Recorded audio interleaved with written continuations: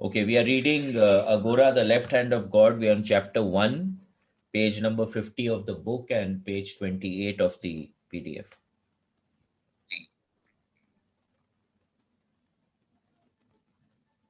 Tears come to my eyes whenever I remember that scene. For years, the scar remained on my hand, and as a reminder of the night when I was there in that cemetery, sitting on that corpse, and I caught my first glimpse of Smashan Tara.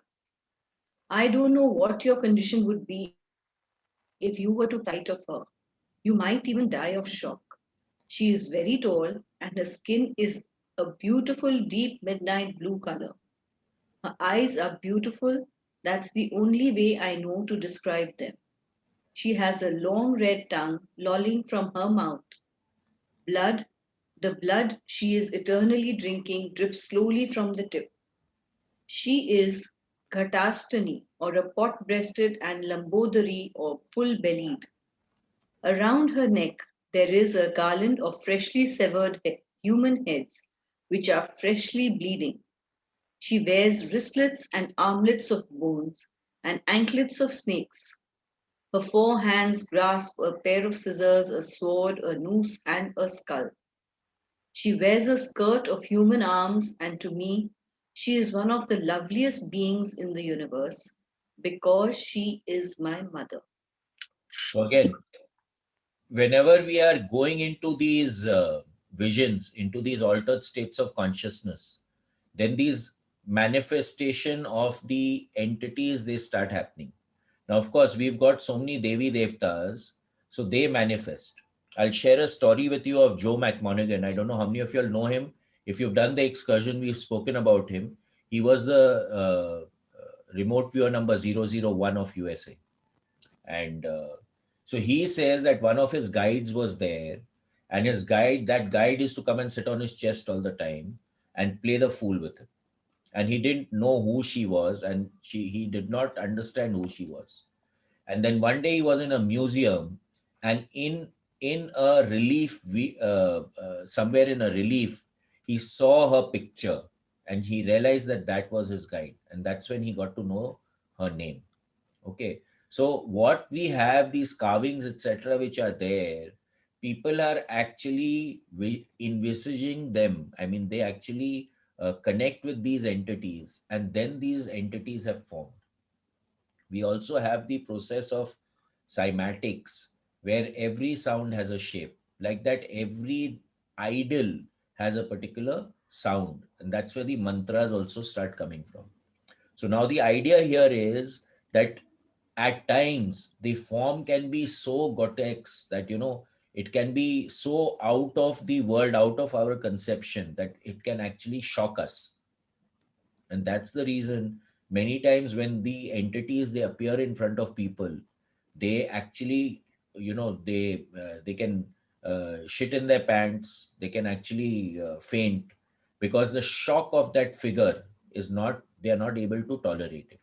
This was also experienced in the Gita when the Vishal Roop was made. Krishna Bhagwan had to impart the vision to Arjun to be able to see that form. Otherwise, you cannot perceive that form with your normal state of vision. Okay. So all those factors start coming in. Also over here he says she's the loveliest being on the universe. Now, if you look at it from the normal sense, then it is very, very bizarre and very, very grotesque, right?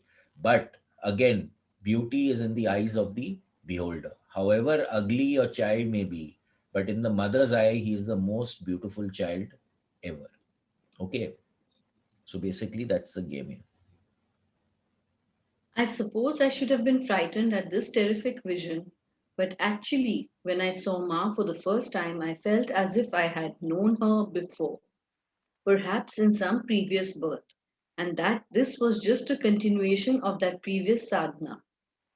I am sure this is the case because otherwise it would have been impossible for me to achieve so quickly. So again, what happens over here is that we are always progressing, we are always evolving. And when we meet someone, we get a feeling that, yes, I have been connected to this person in a previous time. a feeling of deja vu comes in, that I've experienced this before. I've experienced this person before. Now, when we start going into altered states, one of the things that starts happening is that you start understanding that this person has been with me before, this person has been with me before. And at times it can become a big problem because you start relating to that person in that manner, but that is not the relationship that you are cultivating in this present birth. Okay, so that is another one of the steps that you need to transcend when you're on this path. So like that, he says over here very clearly that it was not the first time I had known her. So that feeling of deja vu, that feeling that yes, I have known this person, starts popping into the consciousness of the person. Anyway, she asked me what I wanted, and I told her, look, I never did this for myself. I never wanted to do anything, oops, like this. That fellow sitting over there made me do it. I don't want anything except to go back to Bombay. Don't worry, Tara assured me. I'll see that you get to Bombay, but first you have to ask for something. But I don't want anything except to go back to Bombay. But you have to ask for something, Tara insisted, smiling. Just get me out of here first, take me to Bombay, and then I'll ask for something. So now, again, what happens is that a communication starts to take place. A relationship starts to build with the entity that it comes in front of you. Again, when we are going into these altered states in the Monroe workshop, or we are going into it in the shamanic journeys, you build a relationship with your helping guides, with your helping spirits, with your power friends. I don't like them calling power animals, but my power friends. Okay, you build a relationship with them.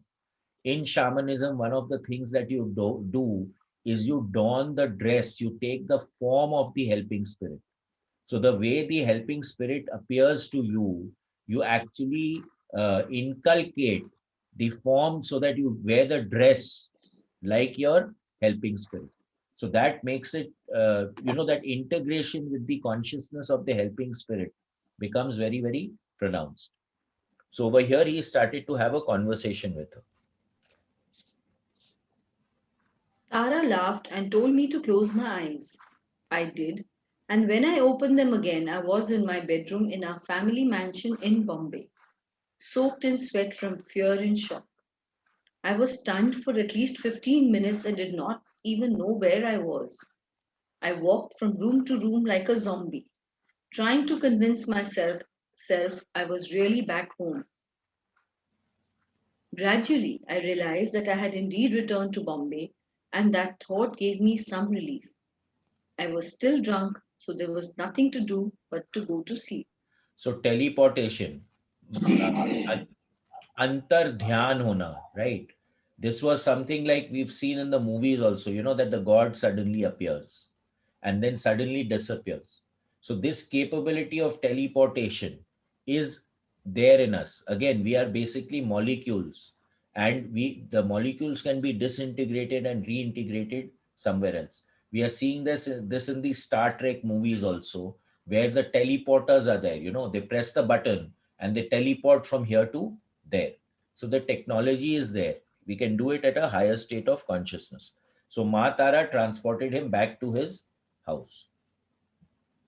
When I woke up at 11 a.m., I had a terrible hangover. Of course, I didn't know then it was a hangover because I had never experienced one before.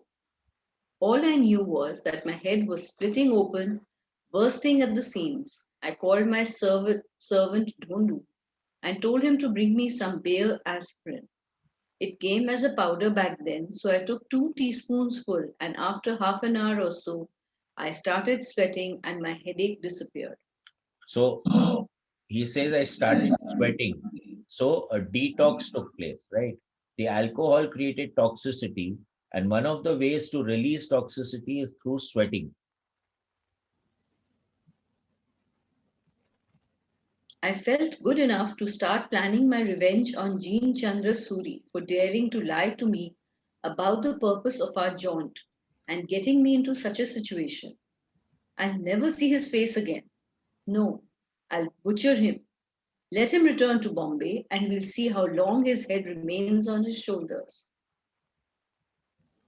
Thinking in this way, I suddenly remembered the yantra and rosary which was still with me.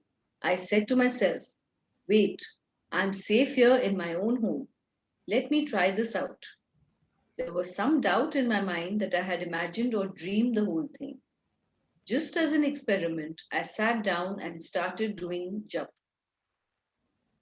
I had not finished even 100 repetitions when Tara appeared in front of me again and asked me what I wanted from her. So again, in these altered states of consciousness, it is absolutely possible to connect with anyone. We have seen this in the Lifeline program. And when you have a mantra, right, it becomes like an ID, it becomes like a call to that particular energy to appear with you or to connect with you. I said, Ma, I really never had any intention of doing Shav Sadhana and I don't want anything. Again, she smiled and said, ask me for something. When Ma wants to give you something, she creates a situation so that you must accept it. I finally had to tell her, Ma, I never wanted any of this, but now that I've succeeded, I would most like for you to come to me every day and permit me to worship you. She said, but I can't come here. You will have to go daily to the smashan. And that is just what I did. At that time, Bombay was not so crowded as it is today, and the smashans were very lonely places. I began with the Worli Smashan. A friend of mine would drive me there every night and wait in the car while I did my work. I had arranged for a man to provide me with fresh coconut water nightly. After offering it to Ma, I would drink the rest as her prasad, a gift from her to me. There was an old fakir, a Muslim ascetic named Mishkin Khan, who lived nearby and who knew why I visited the cemetery nightly. After we met, we became good friends, and I would have tea with him every night.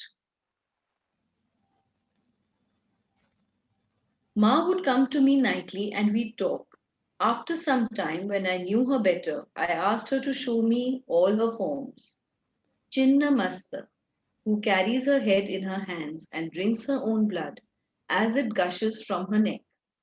Bagulamukhi, who has the head of a crane or heron, and all the rest of the great goddesses. Many rituals were involved in achieving success at the sadhanas for them all. I also had to perform Shav sadhana twice more, each time with a different technique. For instance, the second time I did Shav sadhana, I did it on the corpse of a man instead of a woman. And the third time I did it on the corpse of a woman who had died while pregnant.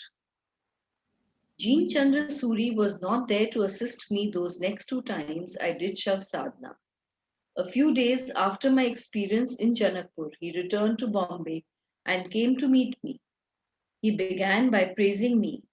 I'm so pleased with you, my boy. I knew you could do it for the first time I saw your horoscope.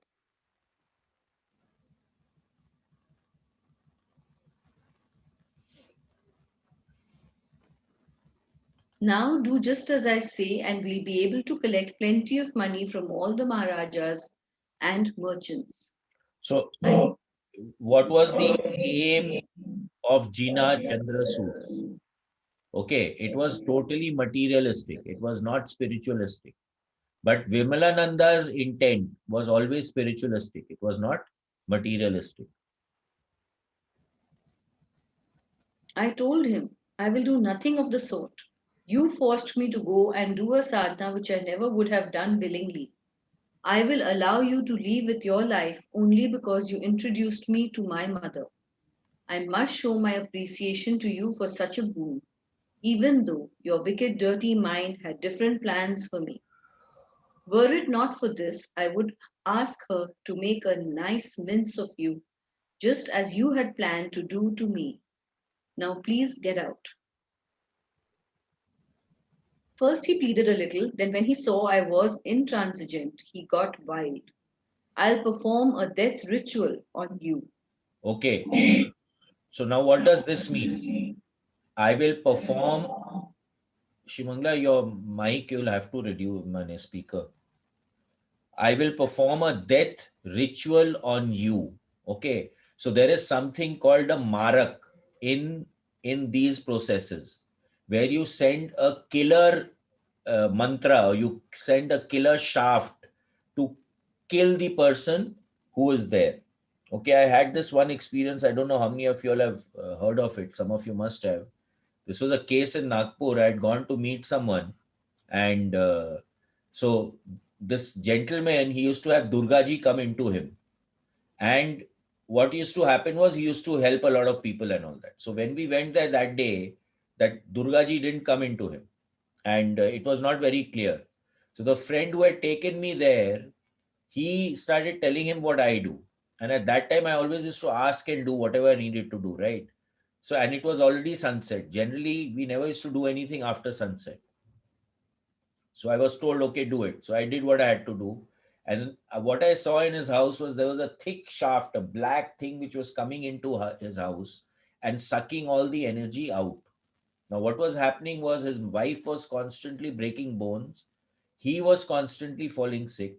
His daughter, who was, coming in and out with him, had had, I think, 5 or 7 miscarriages. And she was again pregnant. And so I did what I had, what was told to me. I did it. And then I told him to do a protection around his house.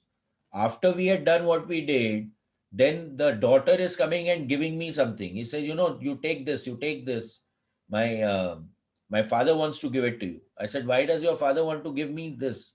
She's saying it's for your protection. I said, what do you mean my protection?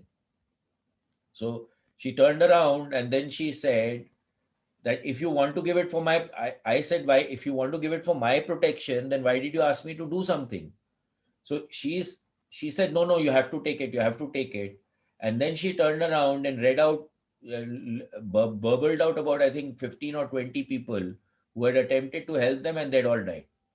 So I said, you're very funny. If that was the case, why did you ask me to do it? Now I'm not going to take anything from you. I know when I'm going to die. And I went off. And then afterwards, I found out later on in the next trip that this guy, he knew that his brother was sending the marak to him, which was coming in that form of that dark shaft. And when you removed it, it went back to that person. And actually, the brother died.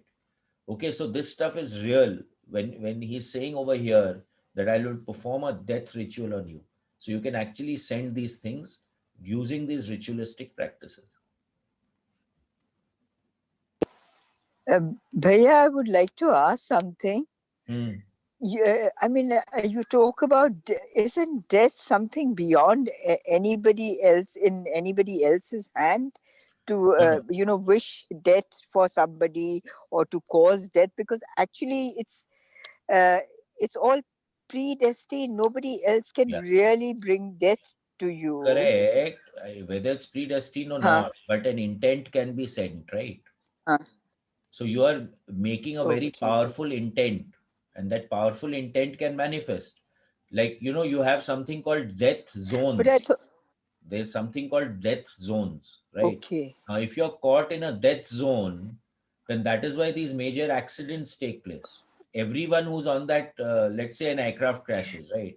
Now, if you show the Janampatri of everyone to, Huh, if you show the Janampatri of everyone on that flight, the Marak hmm, thing is not there, that they're not supposed to die at that point okay. in time, but they die, right? So how what a death zone gets Yeah. created. Like that, you can send an intent for that also. And this was an actual case, and people actually do Oh, that. And this is one of the reasons why Tantra has got such a bad name, because you are using bad the name. Okay. power which is being created, which is generated to do good, you're using it to do bad, right? Or something which is depleting. So that Yeah. becomes a big problem. Okay. I thought you could never really intend somebody, cause somebody harm like that, because that never comes Now it true. depends on the Like, power and the protection that that other person also has. Right. Now, if I am protected and you are trying to harm me, then it will okay, rebound. okay. If the energy doesn't penetrate, it will rebound. So that's why you find that most people who get involved in all these practices ultimately get stuck and have a big problem later on. That's why the Tantra was so, when you started, we had the first talk, we thought that Tantra was always supposed to be bad in every No, way, every Tantra, not at all. Tantra is actually very, very good. The intent of the person using it is what corrupts it. But the Okay. premise of Tantra is going into a transcendental state of consciousness. It's connecting with a higher force field which shifts you, Okay. and it is a quicker way. You know, the left hand of God, the left hand path is a quick way to Uh, achieve self-realization. Now today okay, he okay. has connected with Ma Tara, right? Now his connection with Ma Tara Yeah. makes him more powerful, more available, right? He can commune with her and get a lot of guidance. He can get a lot of information as to what he Oh, needs to do to go into his progress. Okay, now you can utilize that. Now this guy, this Jinnah mm, was wanting to use the connection with Matara in a clandestine way, okay. that he wanted her to influence these rajas and maharajas to give him money. But that was Okay. not the intent of Virmalananda, right? Because Okay. he was on a spiritual quest. So there's a very big Right, fine. difference between a materialistic quest and a spiritualistic quest. So that means, Bhaiya, in Tantra, you can have a materialistic view also, and you can have a spiritual view also. Yeah, I Ultimately, mean, it you is can a go more, both ways. absolutely, that can be done with Huh. anyone. No? That With, is with, possible with anyone, right? Now, today you are doing a puja, okay, yeah. and you are saying, let this problem be solved of mine, or let this decision happen so I get this contract. Don't you do it? Uh-huh. So then what? Is it Okay. Uh-huh. So it's materialistic a or material. spiritualistic? Yeah, yeah. I mean, Materialistic. if I ask people, okay, let's raise hands that when you do Hmm. puja, how many of Mhm. you are doing it as a spiritual, actual spiritual practice? If you're doing it as an actual spiritual practice, then you're not going to be asking for anything which is materialistic from the Devi Devta. How many of you all are doing it? Please raise your hand. I do it for my pleasure. What is Sukh Shanti?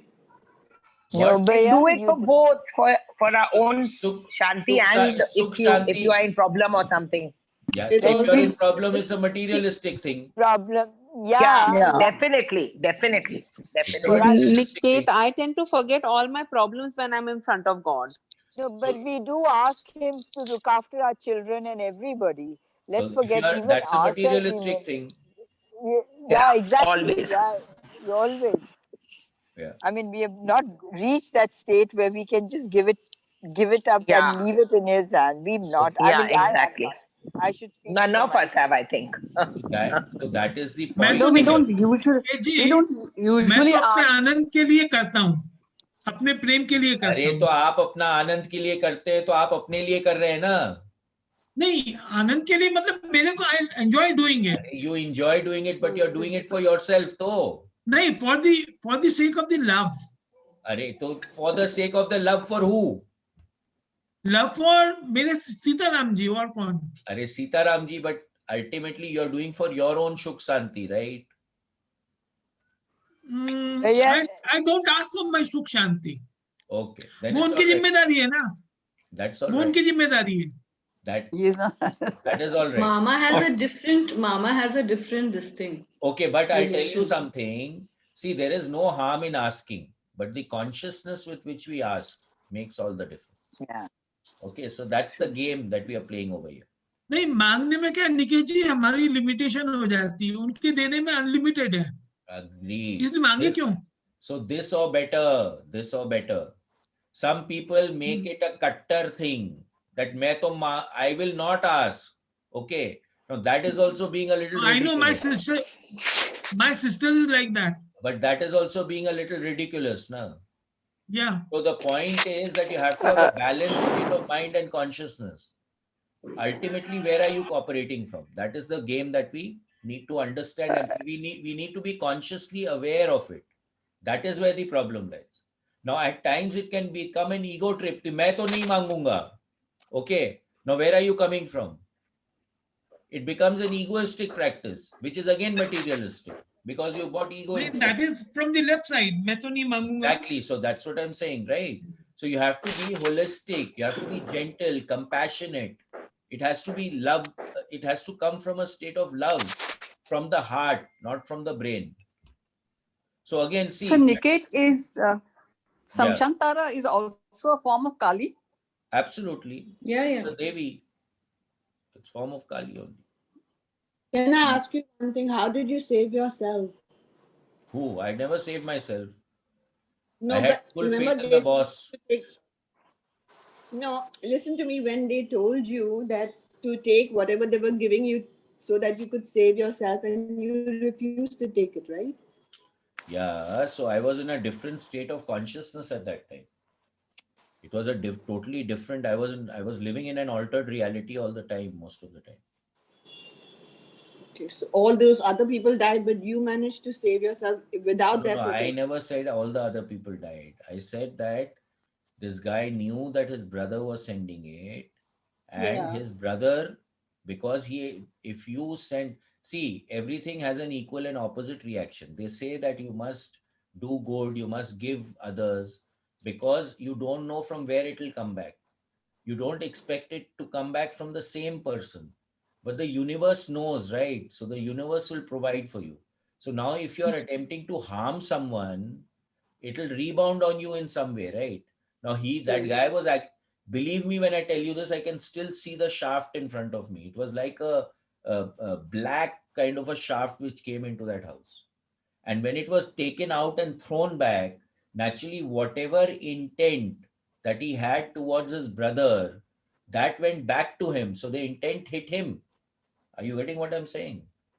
But Niket, they always say that when you do something on someone like things like this, it Okay, turns back in you one too second. also. Anyone who's speaking, your video must be on. Okay? Okay, Before speaking, video on. start your video and then speak. Okay. Because Okay. I was seeing Video the recordings look very bad. Okay. No, I'm saying that when you do these things on someone, definitely it comes back to you also, na? Absolutely. Yeah, that's what I was saying. That is why, Yeah. what are we saying all the time in awareness? Watch your thoughts, watch your thoughts, watch your thoughts. What is the state of consciousness you're operating from? Are you playing a control drama? Are you operating from the left side of the grid? What are we saying? All the time I'm repeating the same thing. So we have to become consciously aware of what is happening in this khopdi of ours. Okay. That is the game. That is the main game. So what happens to the karma of the person who wishes someone else dead and actually kills someone? Can I suggest that let us not go into the what if and start looking at the consciousness that we are operating from? And once you do that, you will become the bigger magnet.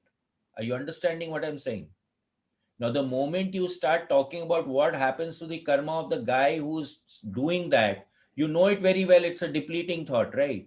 So you're putting yourself on the left side of the grid. Lift yourself up that this is not something that I'm willing to associate with. I would like to do good for everyone concerned. So I'm not even going to entertain these thoughts. Poonam, are you getting what I'm saying? Not really. What if someone is doing something bad to you? What should you do? That is exactly what I'm saying. That because you are resonating with that thought, that thing is happening to you. Now, if you stop resonating with that thought, it cannot touch you. Are you getting what I'm saying? You are feeling the vibrations because you are resonating with it. The moment you stop resonating with it, it will stop touching you. So the idea here is to empower yourself, to make yourself more equanimous, to make yourself more centered, to get power with you so that that stuff doesn't affect you anymore.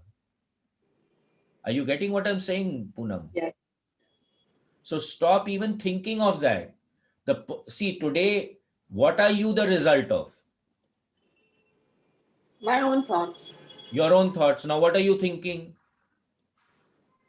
That person's trying to harm me. So then what is happening to you? You are allowing that thought to come into your system. Is it worth it? No, of course not. So then drop it if it is not worth it. Stop entertaining that thought only. So they will stop affecting you. Are you getting what I'm saying? Yes. Yeah. So Is drop this, these thoughts. sorry, Yeah, Mulku brother. is this black magic? What they say, black magic? Again, black magic is a label, right? Mm-hmm. Now, what may be good in one setup may be totally bad in another setup. Okay. For example, in shamanism, we talk about ethnocentric spirits. Mm-hmm. Okay. Now, what are these ethnocentric spirits? In these tribes in South America, etc., they have bloody wars with intervillage. Mm-hmm. Okay. Now the ancestors of the village, they become ethnocentric spirits which want to look after and care for their village. Okay. Right. Now, naturally, if they have to care for their village and another village is attacking their village, what are they going to do?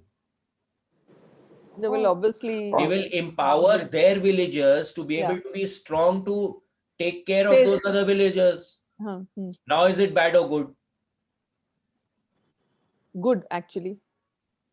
If you're so again, everything, ये black magic और ये जो चीज है, it is a matter of perspective. But then, what is the consciousness with which you are operating? That is what really starts to count. Now, let us say this like this Chin, what is his name? This Yeah. China Chandra, right? Now, what was his intent? When he saw Vimlananda's horoscope, immediately, because he knew how to read a horoscope, he said, this guy can call Ma Tara. Mm-hmm.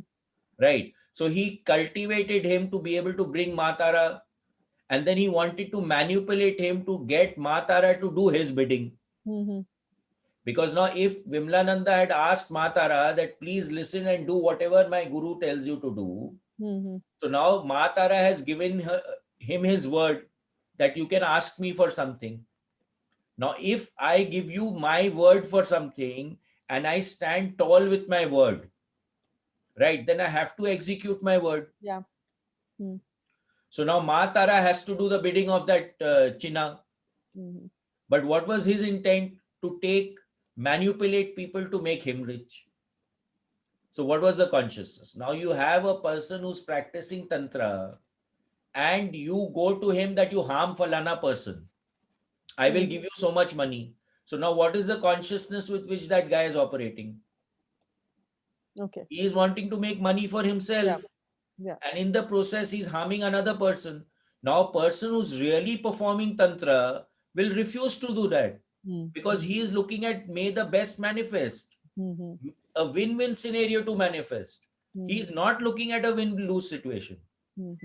So if you're operating from the spiritualistic perspective, you are not going to make anyone hurt unnecessarily. Yeah, you may beat up a person to teach him a lesson so that he grows. Mukul Bhavi, you get what I'm saying? Yeah, I understand. Okay, but you're not going to do it for your own, self-centered desires. So ये जो China था, he was wanting to manipulate her for his self-centered desires, not for the greater good. Whereas Vimalananda, what did he say? Yeah, take me there and I'll see you if I have to ask you for something. Are you get the distinction and the difference between what's the state of consciousness that this China guy was operating and what he was operating? Okay, so there's a very big difference in that, right? And this is what we are looking for in our lives also. So every action that we are taking, we should ask ourselves, what is the state of consciousness with which we are operating? Totally. Why are we doing this? That is the question that we need to ask ourselves for every action that we take. Where am I operating from? That becomes the operational directive. Let's put it that way. Okay. Okay. Thank you. Yeah.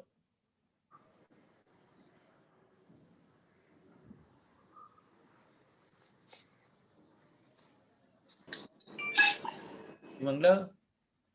Yeah, I lost my temper. I lost my temper, but I just laughed in his face and said, "Now I spend 24 hours of the day in the lap of my mother, so your puny threats do not worry me at all. But my mother may not like to hear you abusing her son. I suggest you keep quiet." So now you see the answer that came, right?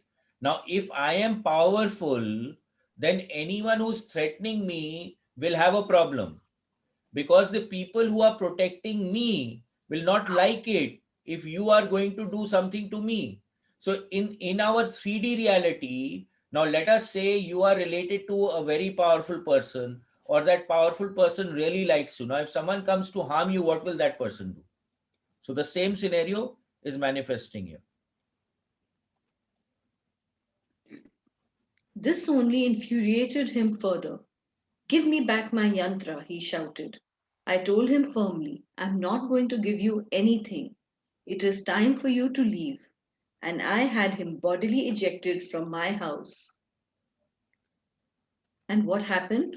After some time, he raped a little teenaged girl, and that was the end of all his spiritual power.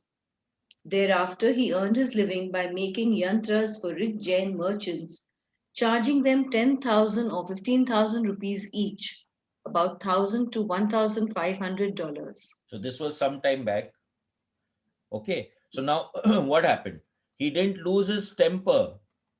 He told him very firmly. So again, he did not go into the control drama. Whereas Jinnah was going into the control drama. He was trying to intimidate Vimalananda. But Vimalananda had equanimity. He held his space. He held his power. And he did not let his equilibrium get shifted. So he told him firmly that please leave. And if he didn't leave, he got him bodily thrown out. So he did not lose his cool, his calm, his equilibrium, okay, in the process.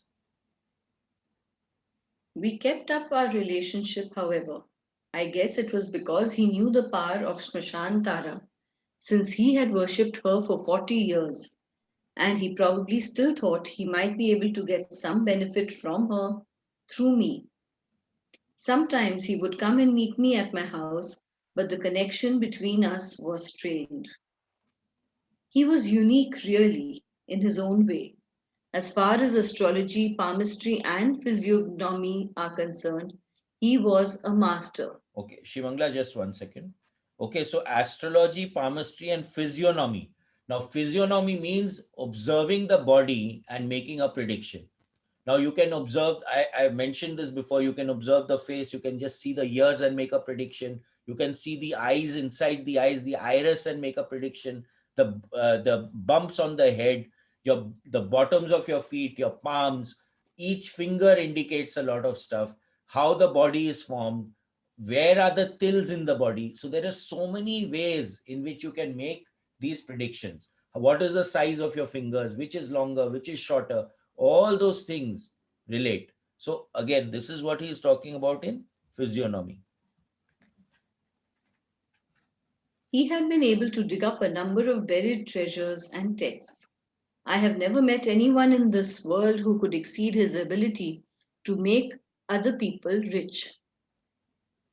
"Why do you want to waste your time on spiritual things?" he would always tell me. "Do your penance, then cash in on it. Make money and enjoy your life. You are from a merchant's family, which means you are meant to make money, not be spiritual. Spirituality is for the Brahmins." So now again over here, we had the Varns, right? So the Varns were made for to identify your propensity. What was your propensity? So today you may be a merchant, but your propensity is of a Brahman. So you will do the Brahman's work. when we go, there is something called the Shadvar calculation in Vastu. So every house or every place will also react with you depending on the scale, your scale and the place's scale in a particular Varn. So now let us say that you are wanting to become a merchant, but the house is vibrating with you in the way of a Brahman. Now there will be a conflict. You get that? So that becomes important. So what is the Varn that you are reacting with your house? So this guy is telling him, you were born into the family of a merchant. So your Varn is of a what do you call it? Vaishya, Merchant. as a Vaishya, right? But you are doing the work of a Brahman. So why are you doing this? But then from birth, your Varna is not identified by birth. It is actually identified by your propensity. So the Brahman class actually degraded the entire Varna system. It was not meant to be like that.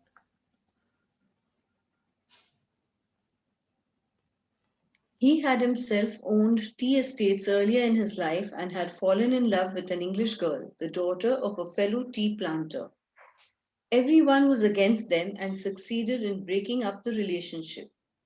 He was so disgusted with the whole situation that he left everything and became an ascetic.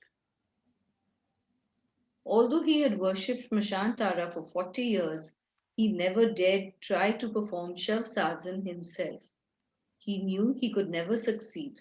He did attempt to make one Rati Bhai do Shav Sadhan, but as soon as Rati Bhai reached the Smashan, he got such a fright that he fouled his pants and then fainted. He has not fully recovered from the effect even today.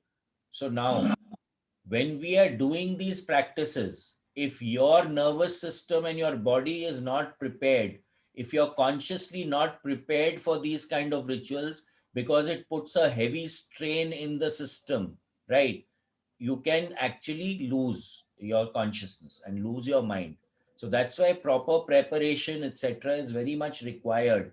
And that's why in the Monroe process, we have a step by step process to take you there. It's not that you just go from, it's like climbing Mount Everest. You don't straight away climb Mount Everest. You spend time at the different levels, acclimatize yourself, and then go into that state of consciousness. So in the same way, or to the summit of the Mount Everest. So the same thing over here. This guy was not prepared, so he lost it. Unfortunately for Jean Chandra Suri, I was a very different sort and paid no attention to him. I was listening only to my mother, Smashantara. It is only by her grace that I have achieved whatever I have achieved in this life. So now again, gratitude, humility, compassion, love. This is what is showing through over here. That it is not I who's doing it, but it is that greater state of consciousness which is allowing me to achieve whatever I have achieved. I never told Ma that he should rape that little girl, mind you. I don't like rape. It makes me furious. It is one of the three acts which supposedly can't be atoned for or forgiven, along with murder of your guru and gambling. What happened to Jean Chandra Suri was that Ma withdrew her protection from him, and his mind was overcome with desire. He could have satisfied his desire in other ways, but he could not restrain himself, and this is what resulted. And besides, there must have been some karmic connection there. Otherwise, there never would have been an opportunity for him to be alone with her long enough to rape her. Had this old man been in his senses, he could have postponed the repayment of his karmic debt for some future lifetime. But because his balance of mind was lost, his natural underlying lust, which had been suppressed all those years, suddenly spurted out. It is a fine thing to collect great spiritual power, but you are headed for trouble if you ever lose control over it. So again, what happens over here? We need to be very, very clear. Again, what we were talking about, conscious awareness, being connected with that higher source. What did we see in Celestine prophecy also? In the ninth insight, you are actually giving energy. Rather, in the eighth insight, you're giving energy to each other. so that you grow, you're connected with that higher source. The moment you lose connection with your higher source, that is when you can start making mistakes. And when you have this spiritual power, the ego starts kicking in.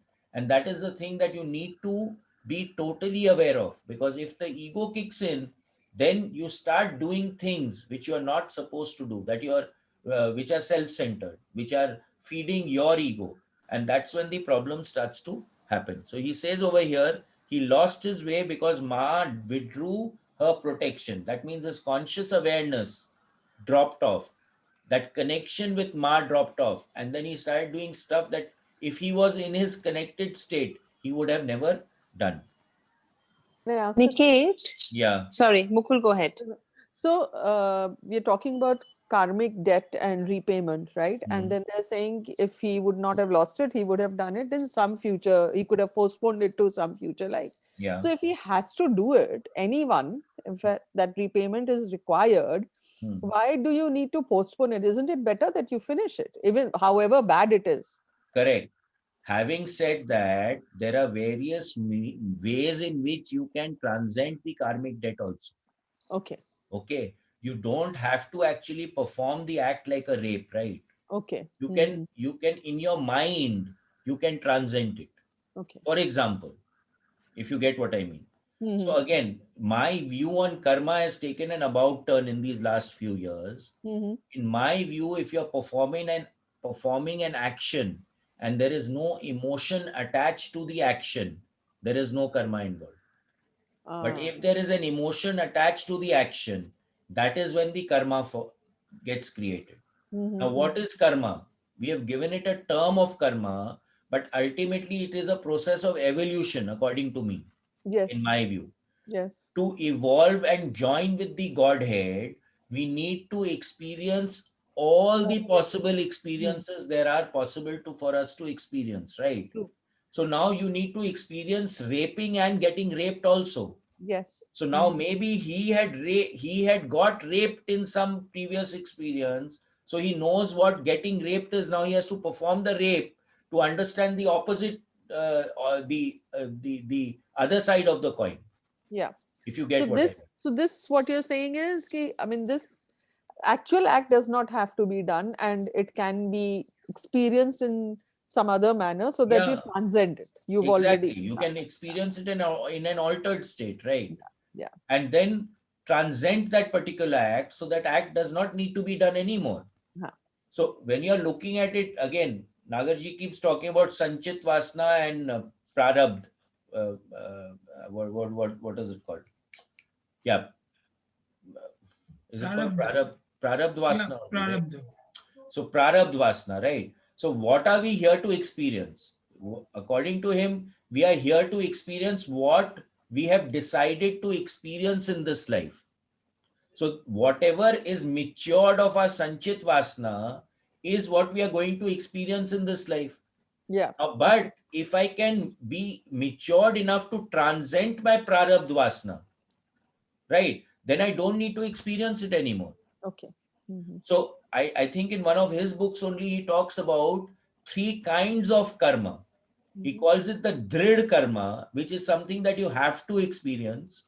The next one is called the Adrid karma, which through effort you can manage to transcend. And Adrid karma, that if you just decide and think about it, you can transcend that karma. Oh, okay. So depending on the depth of the karma or the experience that you need to experience, your life can look at it from a different perspective. So when we are saying that going to a higher state of consciousness and then observe what it is, so I can transcend it by looking at it from a different state of consciousness totally, right? Because my awareness in that higher state of consciousness is totally different from the state of consciousness that I experience in my 3D reality. Yeah. Yeah. Okay, so now when he is with Matara, he is in an altered state. So he won't even think of doing it. Right? But when he drops his state of consciousness, that is when these things which are depleting start coming into the picture. You get the drift of what I'm saying, right? Yeah. Niket जी, हाँ जी। मेरी किसी से चर्चा हुई थी कर्म और कर्म बंधन के बारे में। हम्म मैंने बोला इंसान तो करता ही रहता है, क्रिया करता है, सब सब मतलब तो हर एक चीज के साथ बंधन बनेंगे। उनका एक्सप्लेन करने का तरीका बहुत अलग था। हम्म उन्होंने बोला कि हम जो करते हैं वो क्रिया होती है, हम्म पर जिस दिन हम अपने आप को उससे बांध लेते हैं कि मैंने किया, हम्म तो आपके कर्म बंधन बनने चालू हो जाते हैं। So, फिर ऐसे ही आगे बात करते हुए मतलब देन वी वर डिस्कसिंग, तो उन्होंने फिर ये हुआ कि आदमी को अगर कर्म बंधन बनेंगे, अच्छे कर्म किए, जो अच्छे कर्म बोले जाते हैं, तो भी उसका फल भोगने के लिए आना पड़ेगा। हम्म तो आपको मोक्ष कैसे मिलेगा? हम्म तो उसका एक ही तरीका है, अच्छा हो या बुरा हो, जो करने वाला ऊपर वाला है। हम्म हम तो सिर्फ क्रिया करते हैं उसकी इच्छा के हिसाब से, So that या is हमारे जो exactly what प्रारब्ध I'm रहते हैं। saying. That is exactly what I'm saying, Mama ji. Hmm, That today you do the karma, but don't attach any emotion to the karma. ठीक बात है। So then it becomes a kriya, right? The moment क्रिया, you attach emotion, that is hmm, where the problem comes.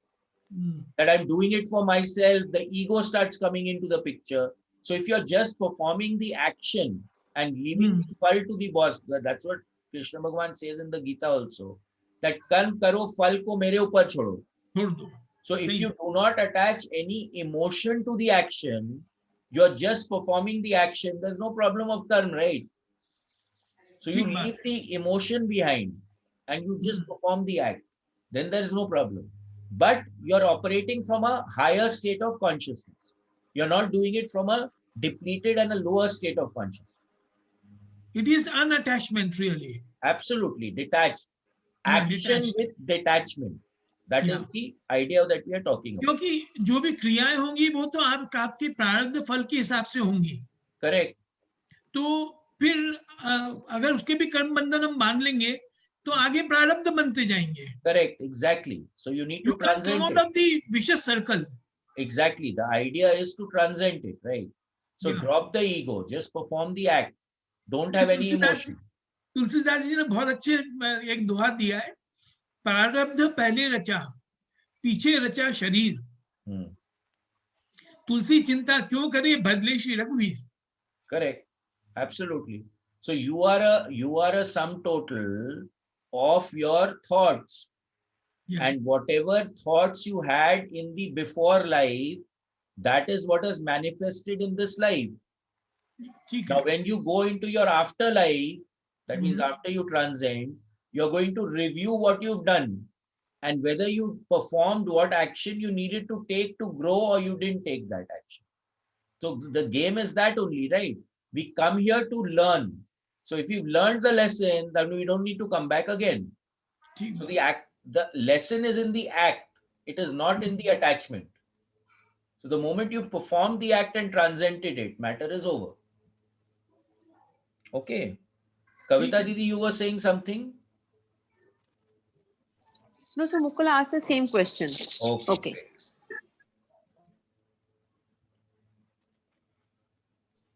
You know, one person may do sadhana for years and years and still get no result, whereas someone else may only do a very small amount of penance and get a very great result, as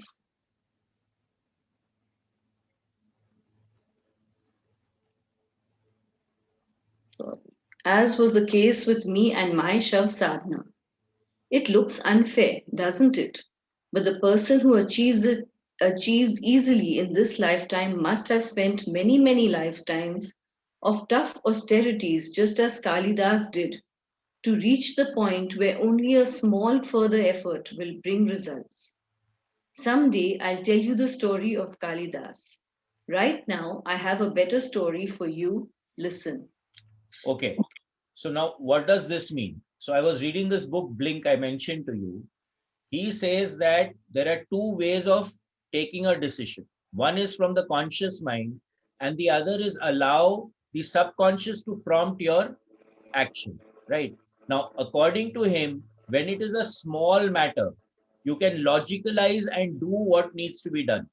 But when it comes to a space where you need to act with instinct, because you do not have the time to be able to actually go in through the logical assessment. That is when the intuition comes in. But the intuition is honed by practice. So let us say a person is in the cloth trade. Now he's constantly touching cloth, constantly touching cloth. What is the weave? What is the demier? What is the thickness? What is the strength? What is the material? He's constantly doing it over and over and over and over and over again. So it becomes a part of his subconscious, right? Now, suppose after some time, he just sees a piece of cloth. He will immediately know what it is. So he doesn't have to look for it. He doesn't have to logicalize it. Instinctively, it comes. Why? Because it is part of his subconscious or part of this big guy over here. So it's put very nicely in that book that when we let us say a fireman, he's going into a fire. Now over there, he does not have the time. Should I take out my axe? Should I take this out? Should I take that out to be able to get into the fire? Has to, he has to he has to do it with his instinct. He has to allow the instinct to take over and take that decision, because it's a split second decision. You don't have time to actually agonize. So in the same way over here, if someone has practiced this, it is a part of his DNA. Okay, it is a part which is coming from his previous lifetimes. Then he can achieve things very, very fast and much quicker than what someone else might do. So that is where propensity comes in. Having said that, there is nothing that anyone can't achieve, but you may have a propensity to achieve or do better in something than someone else. So understanding what is your caliber, uh, what is the state of consciousness that you are coming from, again starts to become very, very important.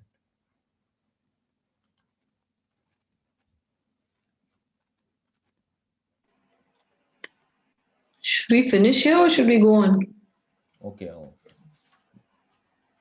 we can finish this chapter. Okay. One time, an Aghori decided to perform Shav Sadhana. Naturally, he couldn't do it in the city because the people there would be scandalized and would accuse him of black magic and attack him. To avoid this, he procured a corpse, carried it out into the jungle, sat on top of it, and began to do his jap. A woodcutter happened to pass nearby and, seeing the Aghori and the corpse, took fright and climbed a tree to hide. While he was in the tree, the woodcutter overheard the mantra which the Aghori was repeating. He was repeating it aloud to improve his pronunciation, which was proof he was still raw, because a real Aghori never speaks a mantra aloud. So now this again becomes this again becomes very important, that today every mantra is not for everyone. Okay, so if you, that is one of the reasons why all these sadhanas were performed in secret. So if someone else, if a mantra is not ready for you and you're going to perform it, it can give you adverse reactions also. Because we've seen every sound has a manifestation in cynatics. So if you're pronouncing the mantra and it is not meant for you, you can create a problem for yourself.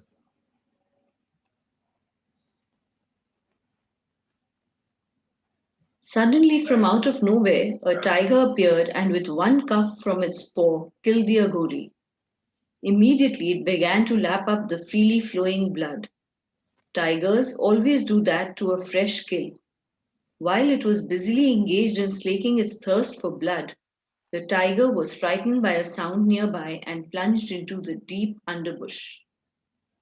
The woodcutter knew well that a tiger always returns to its kill, but he had become curious about the whole thing and, in spite of the danger, got down from the tree to investigate. Then he wondered to himself, why shouldn't I try this out? He sat on the fresh corpse of the Aghori and started to repeat the mantra he had overheard. After less than 100 repetitions, the deity suddenly appeared in front of him and said, ask for a boon. The woodcutter told her, Ma, I have only done this out of curiosity. Ma told him, that doesn't matter. What does matter is that I have come to you. Now ask for something.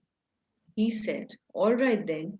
Tell me which law states that this fellow should not succeed even after long penance, and that I should achieve within seconds.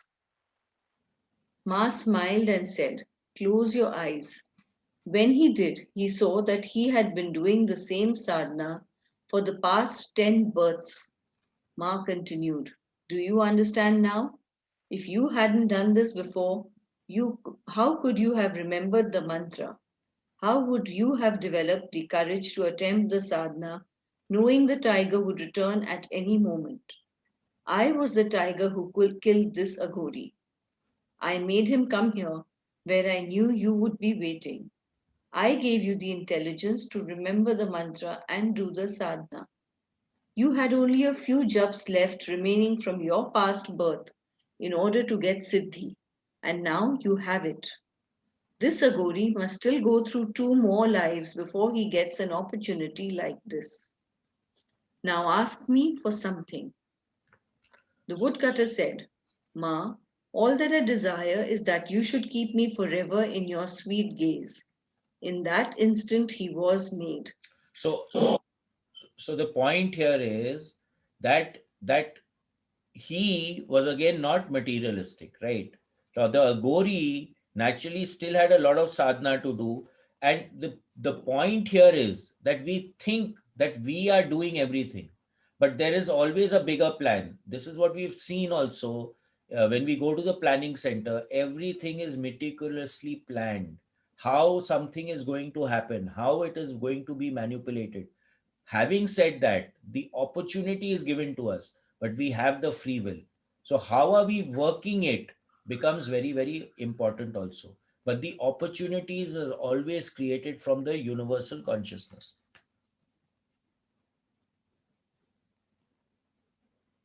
When I said he was made, I mean he obtained Siddhi, not Kaya Siddhi, which is immortality, or Maya Siddhi, which is control over the mundane world.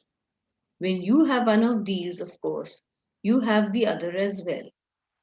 No, I mean the Siddhi of having Ma with him 24 hours a day. Ma took possession of him, not of his body, because if she had come for his body, he would have become immortal. She possessed his mind, she plugged him into the universal computer so that he was able to get answers for any question and could continuously play about with her. So he was constantly connected with the universal consciousness. So he was jacked in, right? So he could do anything with that. Ma came to me in the same way. Only because of the efforts of my past lives did I get the desire to study with Jean Chandra Suri. I could have easily refused.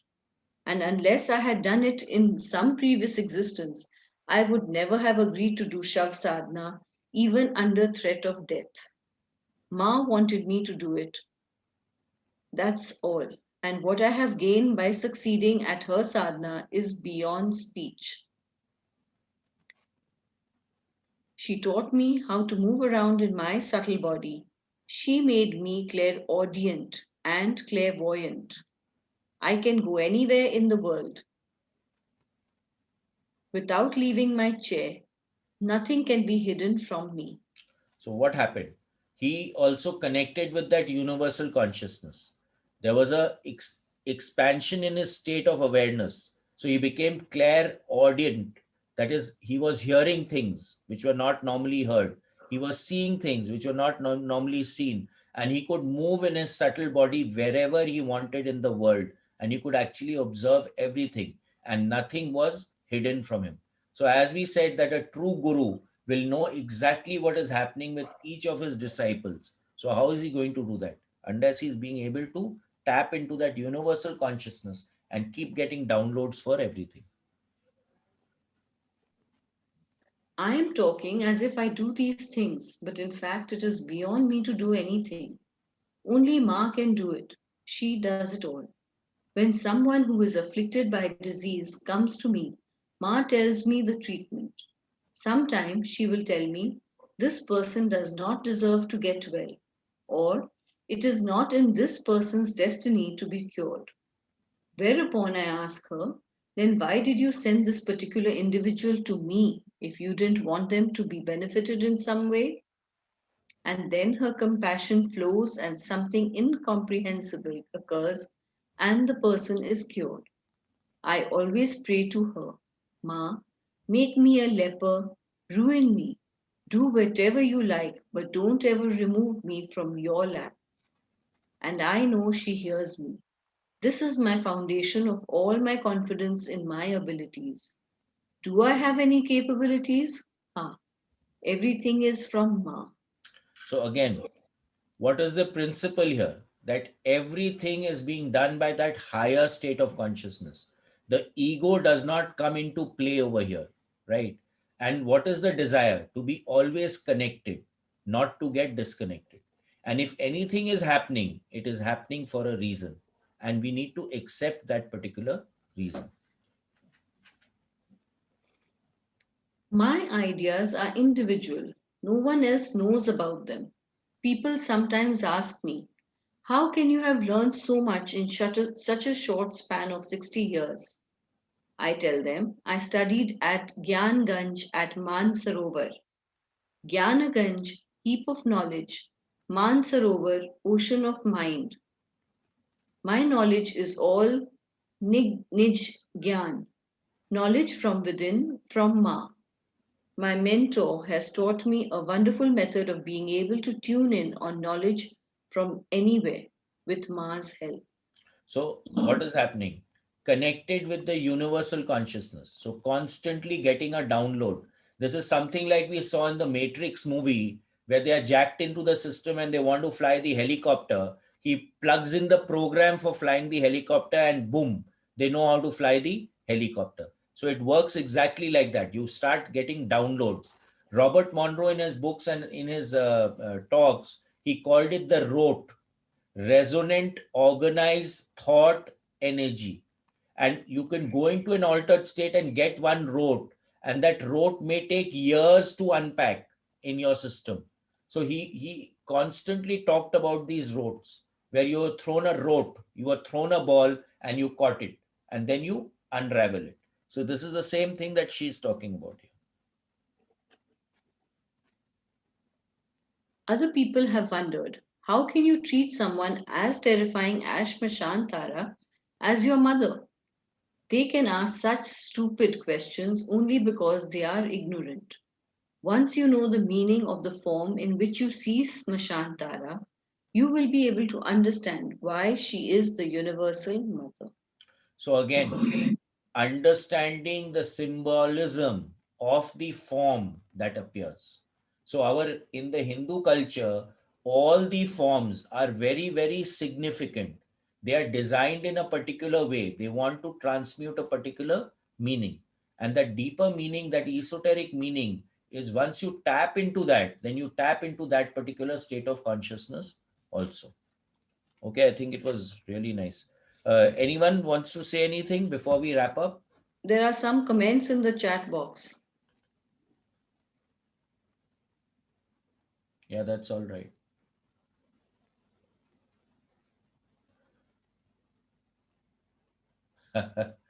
Detached involvement, easier said than done. Take one step, start practicing, okay, start attempting, and then you see one step at a time, you'll get there. And we should do it with detached attachment. Absolutely. You have to do all action. You're attached to the action, but you're still detached while doing the action. Not waiting for the result, for the phal, basically. Exactly. That's the idea. You're doing the action for the sake of doing the action. So I keep saying, experience the experience for the experience. Okay. Very interesting today. Yeah. He Anyone has else? left, Anything? so we don't know. ऐसा नहीं Thank you, लगा था कि Bhaiya. एक book इतनी interesting हो जाएगी. Yeah. True. ऐसा नहीं लगा था कि ये बुक इतनी इंटरेस्टिंग हो जाएगी. शुरुआत में तो डर लग रहा था. रीनू जी को पूछे, डर लग रहा है अब क्या? Hey, switch on your videos, yeah.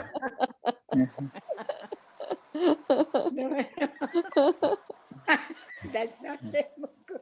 But No, No, now I'm not. I'm not. डर Actually, को डस्टबिन में yesterday's डालिए. meditation was very good. Hi, Ram, Renuji Ram. Mukul. I also felt in the starting ki, oh my God, whether I will be able to go through this book or not. Yeah, yeah. It I I told think you in it will become easier. in the Yes, beginning now it it was is tough, easier. when they talked about the first bit was tougher The, than the even point is, they shock you first, yeah. so that the person who's not ready drops it. Absolutely. If it wasn't for this group, I would have dropped it. So if you were not ready, you wouldn't have been a part of this group. Look at it like that. Today, that's what Yeah. we've learned. Yes, that's true. That's true. That's why I'm a part of the group, Yes, because absolutely. I had to go through with it. Yeah. It was destined to be like this. Yes. Yes, Mamaji. Chaliye, so Absolutely, let's Mama. break up. We'll meet for meditation. Yeah. Yeah. Today there's no 9:15, so we'll meet for meditation, and then after that we'll meet tomorrow. Thank you, Bhaiya. Thank Thank you you so so much. much. Ram. Thank you. Ram. Ram Ram. Bye, Thank you. everybody. Thank you.